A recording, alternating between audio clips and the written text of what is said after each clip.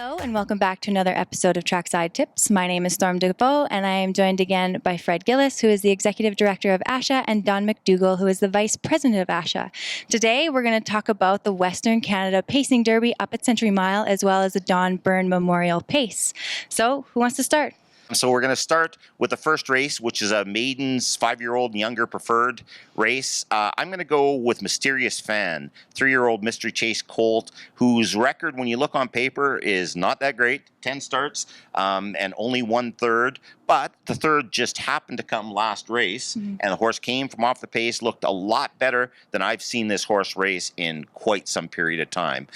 First start on Century Mile, maybe really liked the track, maybe really liked the surface. The half went really fast, was a long ways out of it, but closed and only got beaten a couple lengths. So they say you can't win your first till you start showing some effort. So this one showed a little bit of effort. That's where I'm going to go. Yeah. Yeah, and I'm going to go to a horse that, if he behaves, Don, I think is in a class of his own in here. He raced very well in state competition as HF. It's Bambi. Mike drove him once and, twice maybe. He finished second in a stake race with him his first time up, and then he made a break on the second start. Harold qualified and Mike's back up. I think it's just a matter of, keeping this horse calm, getting him around, and he's got a lot of speed. So race 2 is another maiden, 5-year-old and younger preferred. And colts, Don, you want to take first run at this? Yeah, I'm going to try the 7-horse, Ragged But Right. It's a winking at you colt. Kelly Hort owned and trained. It was second in the division of the Starburst. Looks like it's coming into form, so I think that's the horse I'm going to take a shot at in here. Yeah, I think it's a good pick. He showed signs. I went to Just Mac. He led all the way and got beat a neck in his elimination, and or division, I guess, as it were. And I got to give Kelly some credit, but I think Just Mac's an easy winner. Yeah, it sure looked, I've been waiting for this colt to come around and stuff. Sure looked really good last start. So hopefully it's a start to what we thought he was going to be. Third race is non-winners of 6. I'm going to stick, for once in my life, I'm going to stick with a favorite. Kind of got into a little bit of a speed duel at the front, which I don't think this horse always needs to do. HF the Great Pumpkin was in the Western Canada Pacing Derby eliminations. Didn't make the final, but since the claim has just looked outstanding almost every week. In against a little bit softer bunch compared to what he was in against last time. So I think Dave probably does all right with the Outlaw the Great Pumpkin. Yeah, Outlaw the HF the Great Pumpkin. No doubt he's been racing really well. He tasted defeat for the first time with Dave. He could rebound. But I'm going to work off of Outlaw Ace of Spades. I think he's, again, another nice little horse, super consistent. And if Dave's horse doesn't bounce back after the defeat, this horse could pick him up late. For sure. Would have been my next pick for sure, Fred, if we'd have gone beyond that. Race 4, non-winners of 2 races lifetime, colts and geldings. And I will let you go first here, Don. I'm going to stick with a horse that Storm and I took as a long shot, and ever since then, didn't win that race, won the next couple races, took down a pretty impressive horse called Outlaw State of Mind. Love my Rocking Bird with Jamie Gray, and keeps paying good money, so how do you go against that? No, I agree, and I mean, Outlaw State of Mind is probably the favorite in this race. We're both going to pick against him. I'm of the belief, same as I did the last race with Pumpkin, that if they get beat, that proves to me they bounce back. State of Mind got beat for the first time. And I'm going to go with Criminal Record, who seems to be getting better too, led wire to wire, very impressive mile. And I think that he'll overcome the other horse. I had a tough time picking in this race because those were the 2 horses I was on last week and stuff. So both of them I like too. So we'll go to the 5th race, which is, again, non-winners of 2. Kind of an interesting race. A lot of different horses could kind of pop up in here. I actually went with Connie Colthammer's horse, Outlaw See My Shadow. Really well-bred shadow play colt, little 2-year-old who first couple times I saw along the track I thought was really good. And this horse just keeps surprising me every week.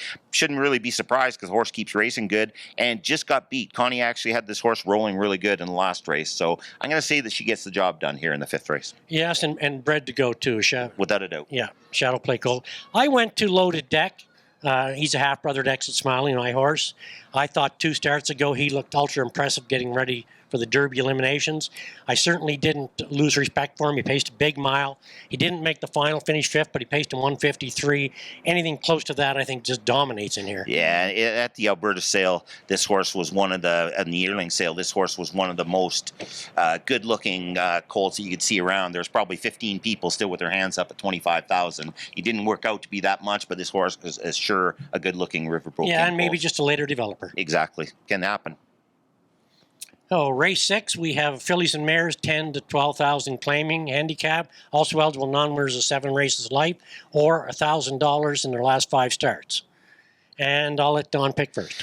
I'm going to go with a horse that I just always thought was going to want this track, Big Bad Goldie. It's just a horse that always seemed to struggle a little bit around the tight turns at Century Downs. Always looked like it was coming on really strong, so I thought once it got it to the big mile track, this horse was just going to be a standout. First start at Track on 2 didn't go exactly the way Joe had thought it was.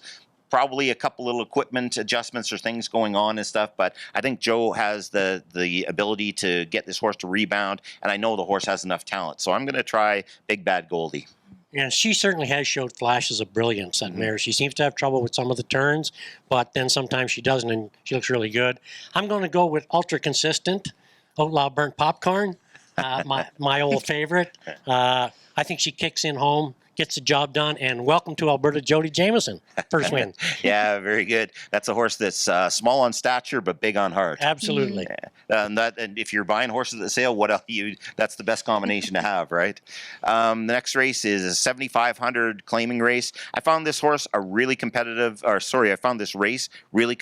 There was 4 or 5 horses I could have easily picked in this race. Even though I know a little bit faster will probably get bet. I'm going to go with a horse that had a little bit of time off, and it just keeps surprising me week after week. I Can Dream with Paul Davies driving for Marissa Kleinsasser. I think this horse has just done nothing but good things since Marissa's gotten this horse. Last start in Calgary was really good. Been off for a month, so it's a little bit of a concern, maybe even a little bit more of a month. But in this field, I just think this horse is going to be good. I think this horse can race front or back also. Yeah, it showed it, no doubt about it. I'm going to take a bit of a shot in here, too, and I'm going to say the rail and a little bit of class relief. Outlaw True Grit. He has issues with the turns, too, but this is probably the cheapest he's ever been in since he started racing. I think if Rene can scoot him out of there from the rail, get somewhere in the middle of the pack, I think he'll be something to deal with getting home. Yeah, also first time this horse has been in a claim, or first time it's been classified or something like that. So I think a lot of people are probably watching this horse fairly closely this week. Horse that is a 2-year-old, looks like he was going to be absolutely dominant and never just quite come back to that, but very interesting horse for sure. Yeah. Race 8, we got the Open. Non-winners of 4,000 to draw the inside. What else do you need to say? It's the Open, right? It's the Open, but there is an alternative. Non-winners of 4,000 will draw the inside with them. Right. And I'm going to pick here first. Go for it. And I'm going to go to who I thought was the best horse in Western Canada for quite some time, Icy Blue Scooter. He had a big campaign here. He went to California, raced very admirable down there, came back, and now he's given him a break, freshened up. He's qualified him twice. Generally, when you go twice, they're ready to rock and roll first start. I think if he's on form, he'll acquit himself pretty good. Yeah, Icy Blue Scooter was good in Calgary last year, but even better, I think, when he got to California. He certainly seemed to like the big, long mile surface and stuff, so he certainly looks like he should be a piece of it. Again, I'm going to swing for the fences on a little bit on the outside, and I'm going to try a horse of Surge's, Da Magician. It's a horse that was really dominant in the Open out in BC all winter. Horse that he's given a freshening up time. Surge has this horse back to the races, gave the horse a start, and just gave the horse a nice trip around. So I think Surge will be a lot more aggressive with this horse. Definitely not going to be the favorite, but it wouldn't be the first time Surge is surprised. No, and they haven't picked a second favorite on the overnight, so they're giving him some credit. But Sabine passed, qualified very good. I won't do that again. You have to beat every week, so it's a good competitive field. Absolutely, very good field.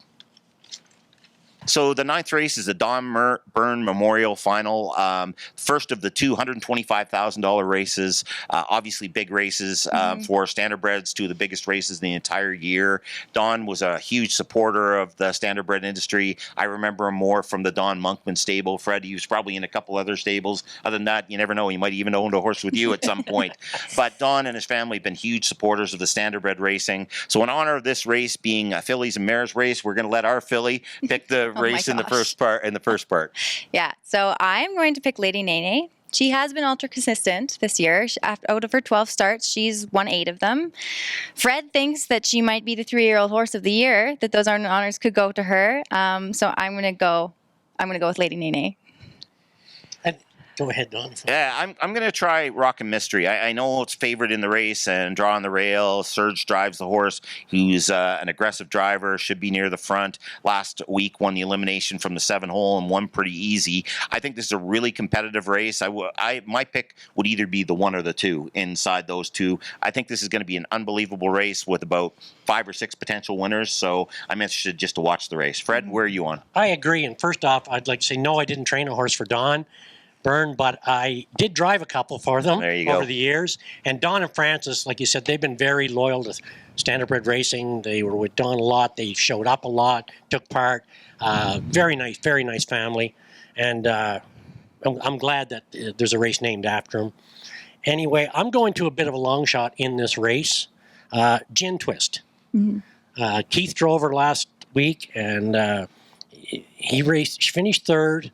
Raced really well. They've been having issues with her on the gate. I think Keith introduced himself to her last week. He's a Hall of Famer. Probably talked it over with Harold, made a couple changes. And like Don said, this is an ultra tough race. And if they get bunched up and stuff, look for the old Hall of Fame veteran.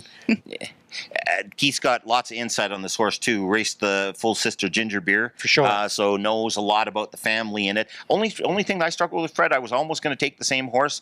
Horse has had a little bit of trouble on the gate and in the 9-hole for the first time that I can remember too. So it's interesting to see when they go along there how exactly she'll react in that spot. But I think that she's going to pay. I think now that Keith has had a start on it, though, he's driven a lot of horses. I think she's going to pay a really good price, and I think this horse is definitely competitive in here. Like some part of one of many that could win this race.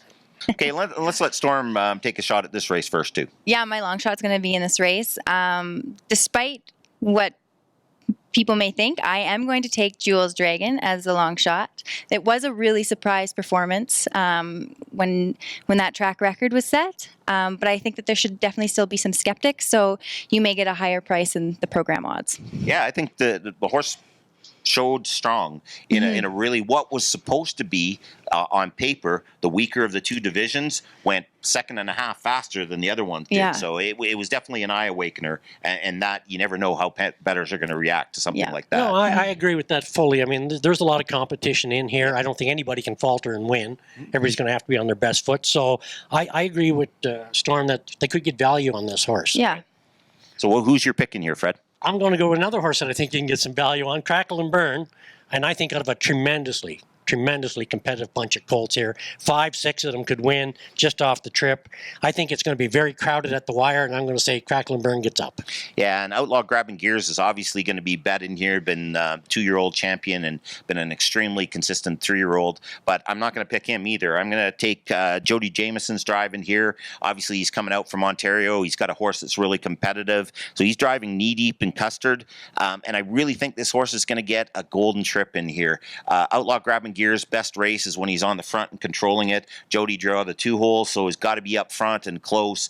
Also got a couple stable mates in here that might help out a little bit. Mm-hmm. I just think this horse really is going to get the best trip. I think it's going to be really fast to the half. They might see one of the faster halves they've seen at that track, and if it's not that way, then I think it'll only be the 1 and the 2 horse, but I think it'll be fast for some reason. I'm going to close off with saying I'm going to wish all the connections of them 2 big races, all the connections, the best of luck. Yeah, absolutely. Clean racing, and may the best horse win. Absolutely. Yeah, definitely. On another note, there's also a pick 5 wager that is happening between 2 breeds, which is going to include the last 2 races up at Century Mile and 3 of the races down here at Century Downs. So that's an interesting thing. It's new, and it's great to see Century trying some different things. I think it's really good for the industry to mix it up. I think it's good for both breeds to be involved in different bets. It gives the handicappers an extra curveball that's being thrown at it. I think there's a few of us who are going to combine and put some tickets together. For sure. Swing for the fences, probably swing and miss, but if you don't have a ticket, what is Jackson? My friend Jackson always used to say, "No tiki, no laundry." I still don't understand that term, but that was always his favorite expression. So definitely. Well, again, thank you so much, Don and Fred. Post time up at Century Mile is going to be at 1:15 p.m. My name is Storm Dafoe, and we will see you at the races.